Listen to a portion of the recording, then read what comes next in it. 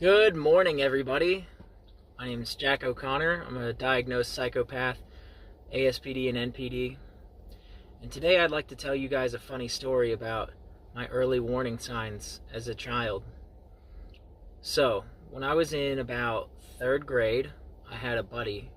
I'm going to call him Paul. Paul had a house. He was one grade above me with his mom. And his backyard was right next to an old lady's backyard. Well, me and Paul were playing in his backyard, and on the other side of the fence, there was not much of a fence, but on the other side of the fence, there was this dog that wouldn't stop barking at us. It would just keep going. And he was chained to a pole. And I told him, hey, that dog's pretty annoying, right? He's like, yeah. So I said, let's throw some rocks at it. Somehow he agreed. So we started throwing rocks at it.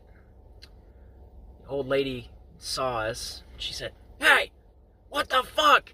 I'm going to call the police on you. And I thought strategically, very quickly. I went into Paul's house, and I said, Paul's mom, you gotta help us. This old lady out there is making up stories about us. She's lying. She says that we were throwing rocks at her dog. We were just playing in your backyard. His mom says, oh, hell no. She goes out there and starts yelling at this old lady. She says, I can't believe you. How could you make up a story and lie about them like that? I should call the police on you.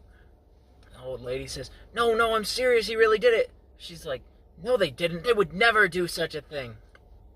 And I even turned on the fake crying. Well, old lady ended up backing down. I got on my bike and went home. I was laughing the whole way. And that's probably a pretty good example of how I learned how to manipulate people at a young age. I hope you guys have a wonderful day today. I'm going to work now. So I hope you have a great day, and I'll tell you some more stories today. Bye-bye.